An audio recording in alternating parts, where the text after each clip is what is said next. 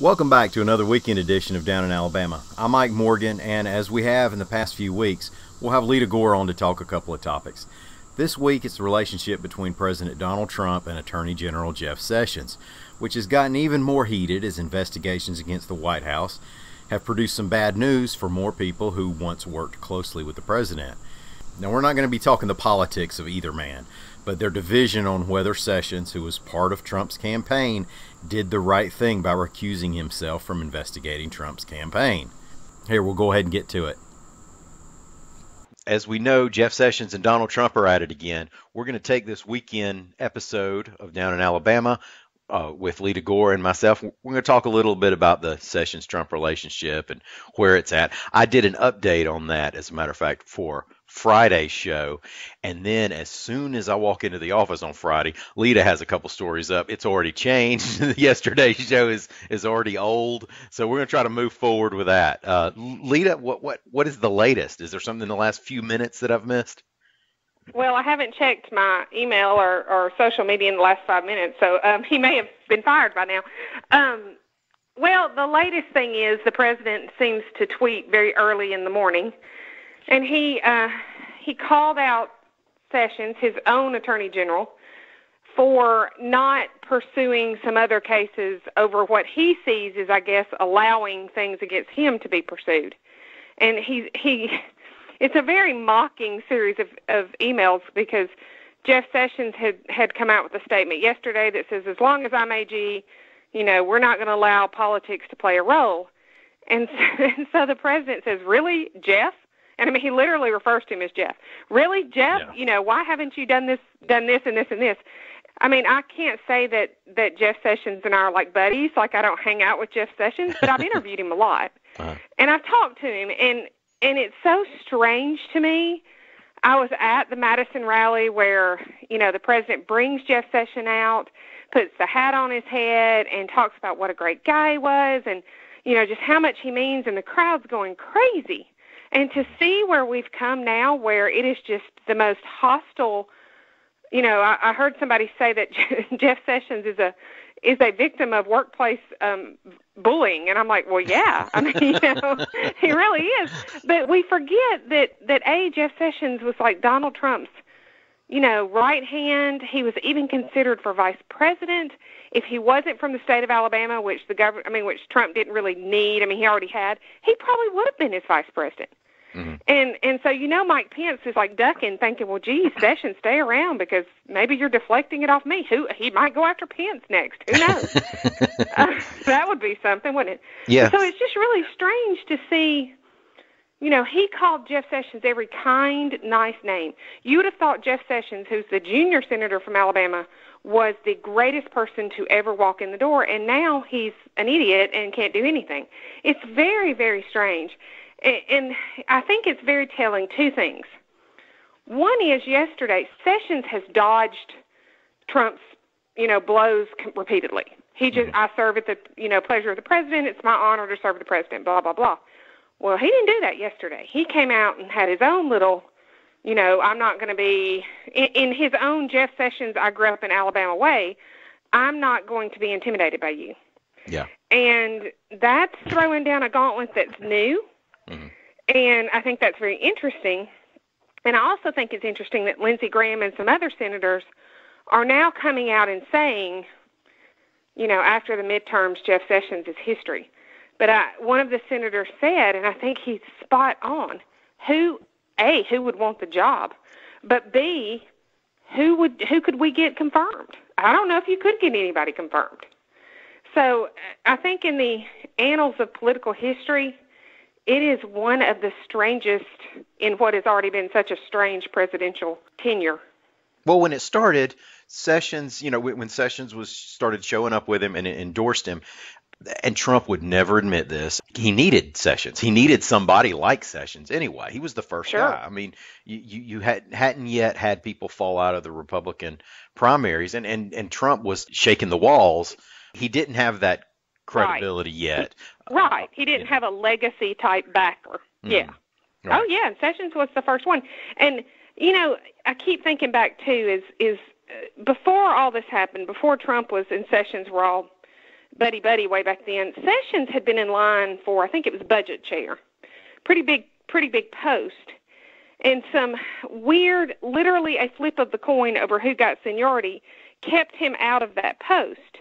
And he ended up sort of taking one for the team, and they gave him committee chair of immigration, something, and it was a cause that he believed in, but it was sort of I'm taking one for the team here.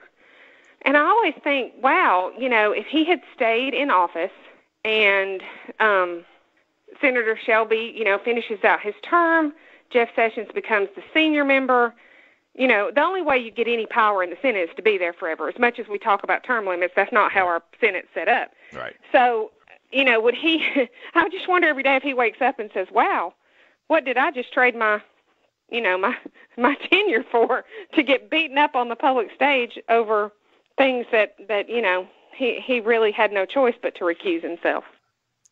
I have a colleague of mine on Facebook who has been a political reporter and insider in Georgia and in Florida. So he's kind of from the outside looking in Alabama, but he's an independent thinker. He posts this thing. Why in the world does Jeff Sessions just keep taking this? Does he have just zero self-esteem? Based on Sessions' response, there's a possibility here that he thinks, hey, everybody, y'all really need me here. If it's not me, it's somebody doing Trump's bidding, and he's going to get him in trouble. And you try to cover up for the president in an investigation. Right? Yeah. Y'all both end up in a bad place. The rest of them how that went. Yeah. Right. Well, and it's interesting for lots of reasons. I was writing something about George Wallace this week and happened to go back and do some digging in '68 and Watergate and that sort of follow up, and that did not work out well for those people who tried to cover things up. But I think the other thing with Sessions is he is a constitutionalist. And if you're a constitutionalist, his theory is, I don't care who's in the White House, you appointed me to do a job and I'm going to do a job. And the interesting thing about it is, if you talk to some people who are on the inside of the Justice Department, and I'm not claiming that I talk to all of them, but there are some that I can talk to, they are actually very pleased with the way Sessions has done as an administrator. The process of things has done well. Not, they're not weighing in on his politics, but on the way. And if you think about it, Jeff Sessions, he's ventured out into some immigration issues, but as far as politics goes, he's kind of removed himself. And I think that's the role that he sees as an attorney general. He doesn't see it. And what's so funny about that is, if you look at what conservatives generally will say about naming a Supreme Court justice, they will say, we don't want somebody to come up with laws. We want you to interpret the Constitution. We don't want you to come up with your own laws. But yet you ask those same people about the AG, and they're acting like Sessions should come up with these laws. Right. Why does he put up with it? He's got very thick skin is all I can think. And like you said, let's say you put a diehard yes man, which I guess Trump thought he was getting, then what do you do? Right. There is no checks and balance. And another thing to me, Sessions is doing what he thinks is the best right, work he can for America is one possibility here. Right, that it's a bigger goal than just one man in the White House. And I think Pence is probably the same way. I think Pence thinks, dear Lord, thank you that I'm here. Mm-hmm. The other thing that, to me, the biggest insult yesterday, and it didn't get as many headlines because it wasn't quite as splashy as, who are you, Jeff Sessions or whatever, was when the president said, and I'm paraphrasing, but I just named him to that post because he was loyal to me. Right, sure. Jeff Sessions was the Attorney General. He's a longtime senator. He's an attorney. He's not the guy who stumbled into Congress working somewhere else. I mean, he has a legal background. He's qualified for the job. So to me, it was just it was almost like, really, you appointed him because he was loyal to you? So, and you repay him by ... So I don't know, and I don't mean to sound like I am the Jeff Sessions defender, because I don't agree with everything he's done, and I don't agree with everything he says. But at the same time, I think the handling of this by the president has just been so extremely poor and shocking, I guess you would think they would at least have the sense to disagree behind closed doors. Yeah. And you have to admire Jeff Sessions in some respect for being as tactful as he has been, because I don't think I would have been as tactful. I think I would have said, okay. If they get behind closed doors, and no, I don't pick sides on any of this stuff, and I'm not just going to not try to knock the president, but they get behind closed doors, and Jeff Sessions has a lot more gravitas than he does on Twitter. With the masses, Yes. You know what I mean? Yes. If they're in Washington, but Absolutely. it's a whole different ballgame for Trump to have to stand up to him that way. And Yes. the other thing on that, and you just mentioned I can't believe Trump would admit that he named, or I think it's a turn, but he's saying that he named his attorney general in order to turn campaign favors. I mean, that's crazy. I mean, that's the attorney general of the U.S., Yeah, of the United States. He's not the ambassador to Curacao. Or, where you would normally name the guy who, I don't know what's going on in Curacao. They may have a revolution there. I have no idea. But we're going to offend anyone from there. The ambassador to Switzerland. Yeah, whatever you name somebody that's right. Yeah, give me the Bahamas and we're all good. Yep. But to say I named the top law enforcement officer in the country because he was loyal to me in the campaign, and he was loyal, to a fault in many respects, and was really seen as sort of the architect behind so many of these things.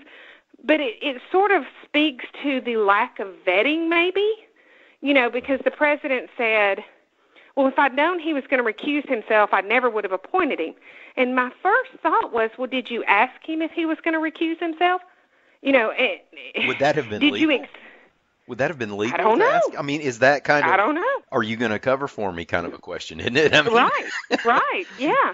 I don't know. But, I mean, you could ask it, I guess, without saying, are you going to recuse yourself? Right. But it just seems so bizarre that if that truly did catch him by surprise, geez, I mean, you didn't expect that. And, he rode around with you wearing Make America Great hats. He's not,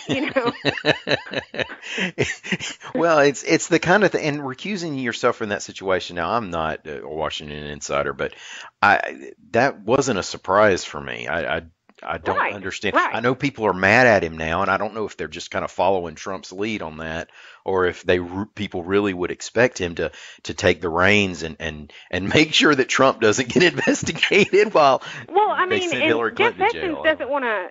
Jeff Sessions doesn't want to put himself in a legal position. Yeah. And can you blame him for that? And if he pulls the Watergate issue, and I'm going to cover for the president no matter what, then he's in trouble. Yes. It just is a very bizarre, we've used that word so much since 2016, but it really is to me, I guess because I'm closer to that situation as far as, because Sessions is an Alabama senator, and he's just been around for so long, and to see the change of mood from the president thinking this is the greatest guy in the world, and here we are. And I mean, I wrote the stories that Sessions' name was on the short list for VP. And now, you wonder if they even speak, which maybe that's the problem. Maybe they just don't speak. I don't know. Yeah. But, you want me to make my prediction? Since I've made one prediction on this podcast, you may make my other prediction. Last week that was pretty good. I know. It was pretty good, yeah. Go ahead and make another one. But see, my two predictions, I'm sort of like Notre Dame. They conflict with each other, so you're going to have to pick which one you believe. Right. My prediction last week was that Doug Jones would leave the Democratic Party, run as an independent, and, now I didn't say he'd get elected, so maybe that's my out.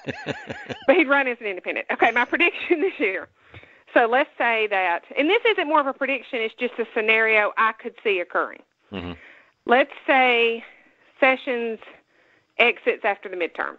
Mm-hmm. Midterms successful, midterms not successful, Republicans, whichever way he exits, they come. He does the I'm bowing out, but everybody knows he got fired.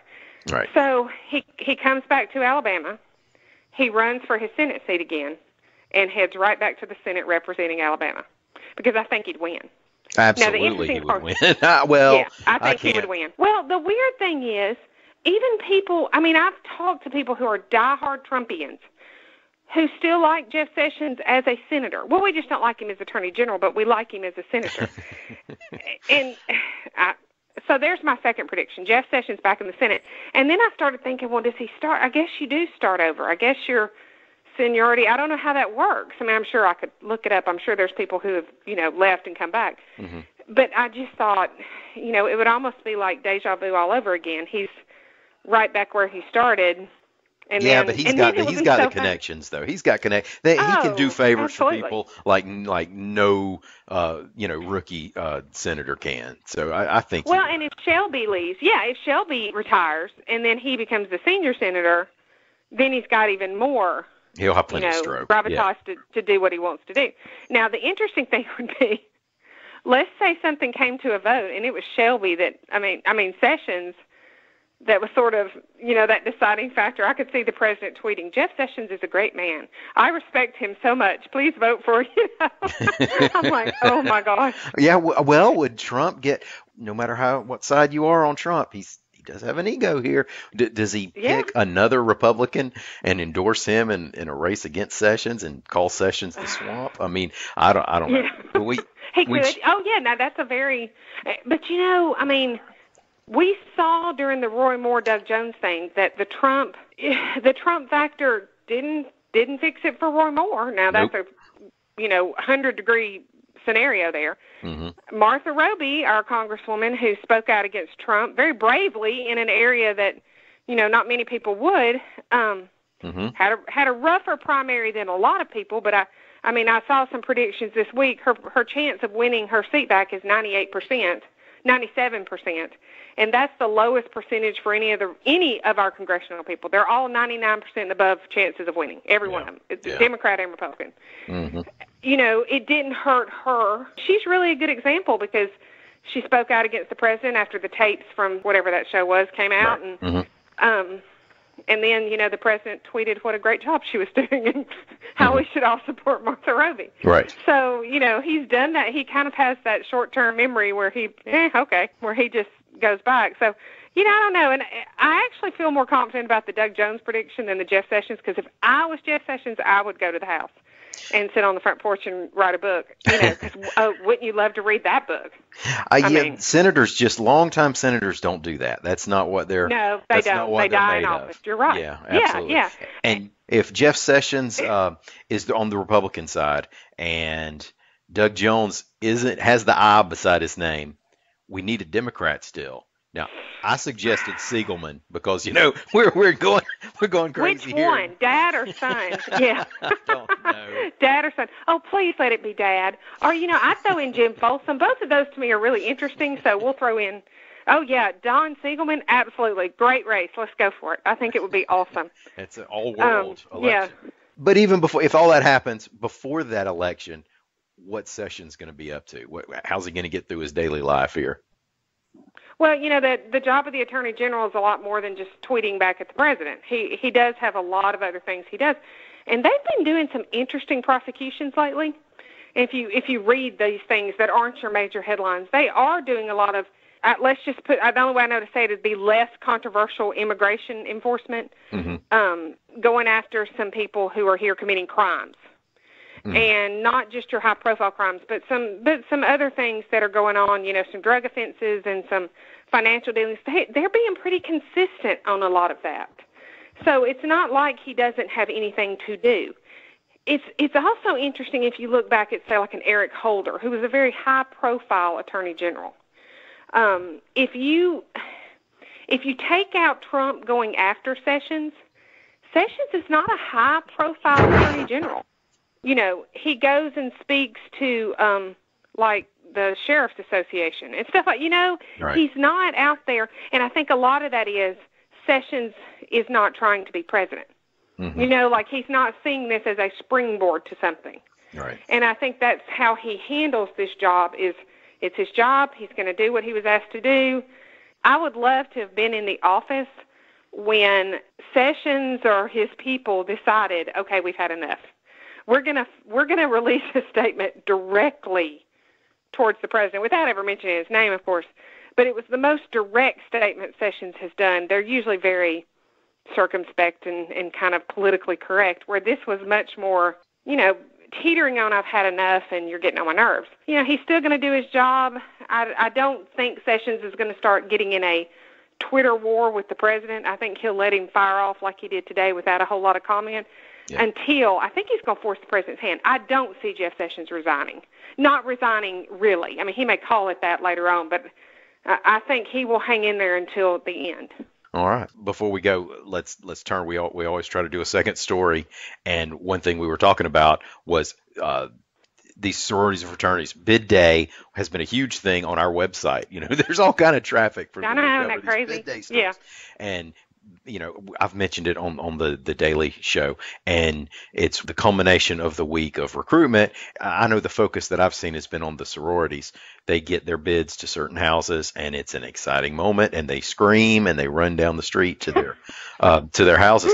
Was that your experience of college? I went to Montevallo, which is a really small college, tops out at about 2,000 people in central Alabama. There was no bid day because there was no really what were you going to get, like 20 people screaming? It was, but I think it's great. I don't have a child in college, thankfully, yet, but I look at the pictures. I think they're fun, and I like to see, smiley, happy faces, and I know I've heard the horror stories from Rush. I've heard them just like everybody else has. But I do like to look at the pictures, and what amazes me from when my sister went through Rush at Auburn, which is a lot big, like Alabama, these big, big schools, is, it was like a production. I knew girls last year who, before they graduated high school, had to go have their professional headshots made to submit their applications. Oh, my gosh. And that was in Tuscaloosa. Oh, wow. And then it was, and I actually looked because I had done a little bit of that bid day stuff from Troy University, which is a smaller school, but, a decent-sized school. Right. And, of course, their rush is different, but they have the same sort of, bid process. And I read their documents and it's like, on this day you need to dress this, and on this day, and they're not like you need to wear this brand, but it's you need this sort of dress, and this. It's a very specific thing. But I actually spoke to one of the ladies that was getting her child's daughter's headshot done last year. Just the amount of work, that go into it, and then I see on social media, my friends will say, my daughter's pledging this sorority, who can write recommendation letters, or, it's just, it's so much more of a process. But I think starting college, just like starting school, my mom would line us up in front of a tree and shoot our picture on the first day of school. That was about it. Mm-hmm. Like, we didn't have signs and shirts and celebrations. We just went to school. And so I think all that stuff's just a bigger deal now. Yeah. Is it kind of a Southern thing, too? I know they have Greek organizations everywhere, but a lot of times it strikes me with the dress, clothes, and the stuff. I don't know. I think it is. I've seen the rankings where it's kind of funny. We're talking about this because I'm sure you'll talk about the podcast that they've got coming next week that deals with some of this. Yeah. But the Greek organizations in Tuscaloosa, and to a lesser extent Auburn, because it's a little bit different setup. But I think it is a Southern thing. If you've ever been to Ole Miss, that type it's just a big, big deal. That social connection is a big, big deal. And interestingly enough, I just read an article this week that Harvard has done you can't have single-sex sororities.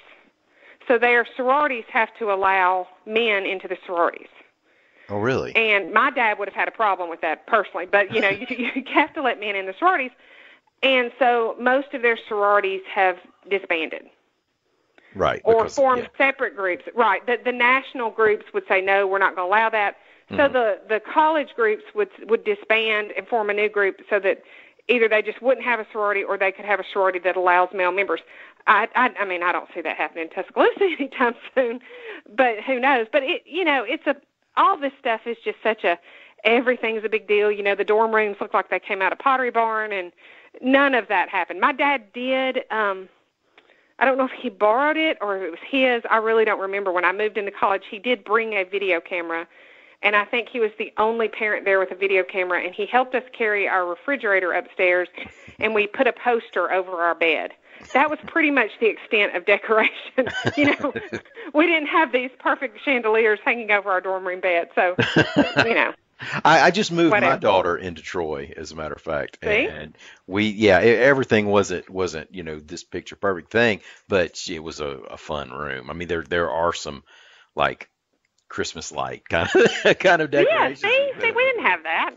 But too, the dorm rooms, the kids today, the dorm rooms, that's one of the big selling features for a lot of these schools is, we have these suite kind of dorm rooms, and suite as in SUITE, not SWEET, but I guess they're both, where they're very fancy, and ours was just a room with some metal furniture. It was not any place you just, like a hospital room, and I think my mom may have bought me a new bedspread. I honestly don't remember, No, she probably It's just, and I'm sure there was probably people there who had very fancy dorm rooms. I was not one of them, and didn't know I was lacking. Now, my experience was different because I was a junior college kid. I actually went to a few junior colleges. I have a real spotty academic background, but I went, the 4-year school that I transferred to was Florida State, and I wasn't Greek. I didn't live on campus. I stayed off campus. I worked at newspapers from the time I was 18. Yeah. So that was my frat house, was the sports desk. So I'm a junior in college, and my roommate and I, we need to go get our books because classes start this week. First time I ever went on campus. I'm driving down one of the small roads to where the bookstore was. I take a left, and there was a sea. I mean, like a sea, SEA, like an ocean of women. An ocean of 18-year-old women. And, I just fell down on my knees, this is college. It was the most amazing thing I've ever seen. And, I figured out later that that's what it was. They were doing the sorority week and everything. And so I just, got my books and dejectedly went back to my apartment. But, wow, that was impressive anyway. Yeah, I mean, it really is. I think the whole college experience has just changed so much because, now there's like at these big schools, even the small school where I went to, there's Chick-fil-A on campus and, this place and that place. And we literally had a cafeteria and a Kentucky Fried Chicken. And the Kentucky Fried Chicken you had to go into the little town for. So it's just, kids expect so much more. And by the time mine's in college, they'll probably have, who knows, Chick-fil-A's in every dorm. Who knows? But it's funny to see how that experience has changed. But, of course, at the same time, that's probably why the cost has gone up so much, too. Because they probably wouldn't live in the dorm room I lived in. They want something much fancier. Yeah. From the dad who gets to pay that tuition. Yeah. When I was in school, I just couldn't wait to get out of school. Give me class. Let me. Yeah, me. Class. Oh, me too. I was sitting there. I was 4 years to the day. Like I was 4 years. I'm done. Oh no, no! I didn't have that experience. Each day, I was ready to get away from the school. That was my problem. No. My senior year. To put out. Senior year, they came and said, "Well, if you have a double major, you're gonna have to stay one more semester." Because the problem with the really small schools, you can't get the classes you want. But they said, and it was a Chaucer class, a class on Chaucer, and they said, but if you just drop your English major to a minor, you can graduate. I was like, I'm done. That major just became a minor. I'm finished. I'm not double majoring in that. So I know that will be shocking to my critics who send me typos or, grammatical errors, but I don't have a degree in English, but, or journalism. But, it's just interesting. History. Okay. I have a degree in history. Yeah. Okay. Which is really useful for, I don't know, something. My parents were like, a degree in history. Oh, okay.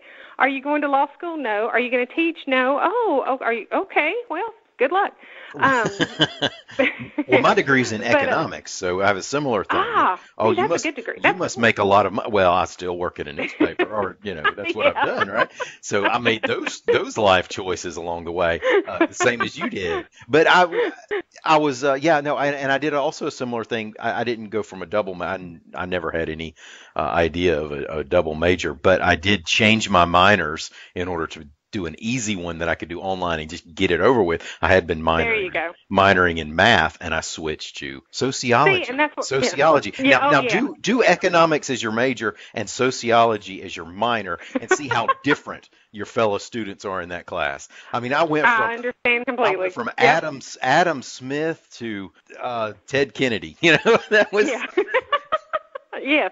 Oh, no, I do understand. I was actually very fortunate in that because my school was so small and I had this advisor who liked me, who was very ancient and old. And so he just decided I didn't need to take some classes. And I told him I didn't want to take a foreign language. Well, with a history and English degree, you're supposed to have a Bachelor of Arts. But he decided I didn't have to. So I have a Bachelor of Science in history and English, which I realize makes no sense whatsoever. But it worked. And he would just like, if I would say, I really don't want to have to take that. So like the orientation classes and all, he just would put an X through it, and I never took it. So I have a degree, but who knows if it's actually legit or not, because I didn't take most of the required courses, or at least those required courses. But when you go to a small school, that's what happens. They they have your back some. Well, there was a candidate for state senate down in Florida recently who claimed she had a degree and she never got. Yep, so does it even matter at this point? I guess it does. No. If she got caught, they'll catch you these days. All right, well, Leada, I really appreciate you taking the time again this week. No problem. We got to talk diplomas and Jeff Sessions. What else? Yeah, I hope somebody got something out of it. We could talk about the White House and Sessions and all that stuff all day, but Sounds good. All right, thanks. And thank y'all for listening. A couple of notes I want to make. First, even after we recorded this, the president's criticism of Sessions continued, on Twitter, of course. The purpose of that is to get his supporters ginned up. Now, as to whether it's just to make Sessions out to be the bad guy for Cohen's and Manafort's downfalls, or to actually set things up to fire Sessions, well, time will have to tell. But we just wanted to note that the storyline could be changing here at any time, no matter when you're listening to this episode. Now, the other thing I wanted to mention is that you may have caught Leada saying something about a podcast that's in the works. It's being produced by some of our colleagues. One of our company's brands, Reckoned by AL.com, that's who the expert explainer Jonathan Sobolewski works for. Well, they're putting out a podcast, and Amy Yurkinen did most of the reporting and production on it. It's called Greek Gods, and it takes a look at the machine at the University of Alabama. Now, that's a secret society that sort of steers student government at the school, and whose members over the years have had pretty big influence in Montgomery and even Washington. So look for that to drop on Monday on iTunes. And thanks again. We're back here on Monday with our news briefing. Thanks to Leada Gore, I'm Ike Morgan, and we're down in Alabama.